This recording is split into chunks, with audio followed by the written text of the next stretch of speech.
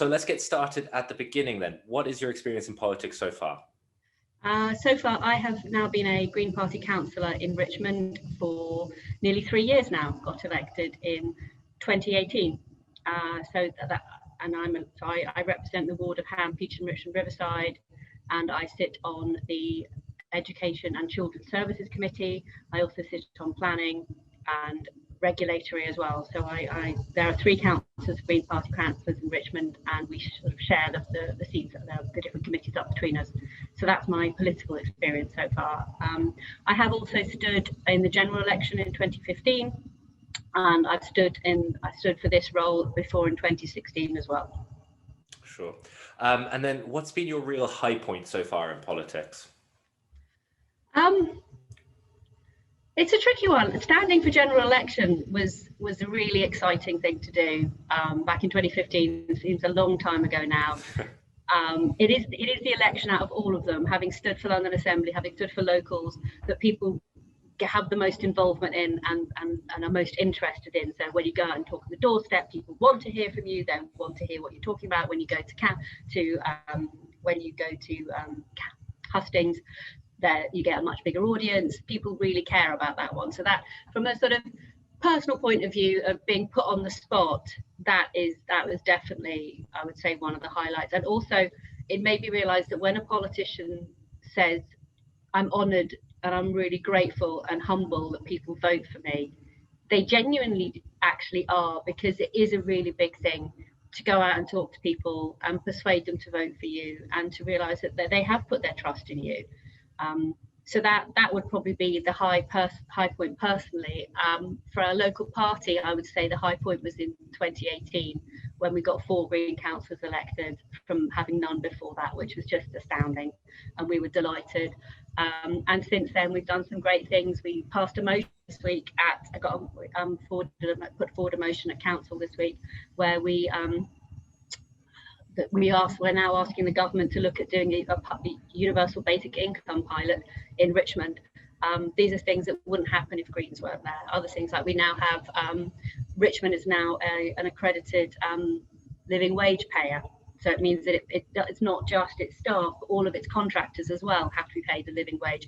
So those things as well, they're not necessarily high points, but they're things that we achieved and we wouldn't have done if we weren't in council. So, it's a mix from the personal to the political.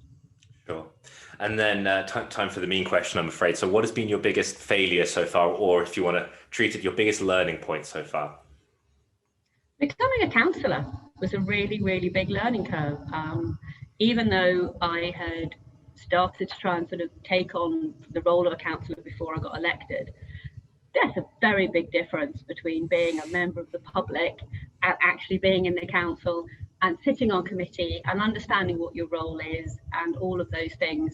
And I think it's a really challenging role, and I don't think a lot of people, I certainly myself, didn't understand exactly what it entailed. And it is something that you have to give a lot of time to. I don't know how people who have a full-time job can then be a councillor on top. I'm privileged I don't have to work full-time, so I'm able to do that. But it is hard, and if you want to do it well, which we do, we want to make a difference, then you have to give a lot of time to it and a lot of effort to it. So but it is rewarding and it is challenging, and it feels very important. But it's not an easy thing to do when you first take it on, and you sort of get all this stuff thrown at, and you go, okay. And especially because we all 4 of us knew at the same time, we didn't have somebody there who could show us the ropes, as it were.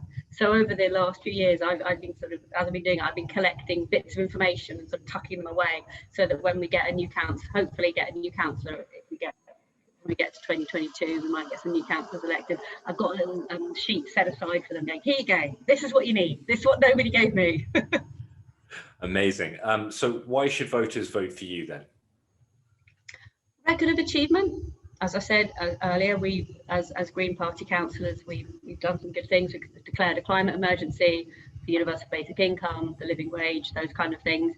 I'm also really passionate and determined. I've been standing for election now since 2014, and only 4 years later got elected to local council. And we were a party that wasn't really focused on getting elected, but we turned that around, and we now understand how how the mechanisms work, how you can get elected. But also, it's time for something new and something different. I look at the government that we have now, and I think, well, if that's the best that we can offer, then it's not a very good best, is it? We need to have different voices and different experiences on there. I am a privileged white woman. I'm middle class. I live in southwest London. I'm not going to deny the things that I have, but at the same time, I'm still a different voice. I still come from a different background in terms of my political background and what I believe in terms of inequality and sorting out the climate crisis. And those are the things that we put at the forefront of what we're doing. And I think if anything has shown, the pandemic has shown that those are the things that people really care about and are really important, that our community is important, that we need a different voice, we need a different way of looking at things, that we don't want to go back to normal. And the Green Party can definitely give you something that's not back to normal. Fantastic. And then just finally, what's a fun fact about you that voters might not know? Fun fact about me that voters might not know. That is a tricky one. I was born in Australia. That's something that not many people know, because I've lived here now since I was 18 months old. My parents emigrated back in 1970. So although I was born in Australia, I've lived in London most of my life, and I also lived in Glasgow for 6 years. So I know a little bit more about different parts of the country. Glasgow and London, that's it really. But yeah.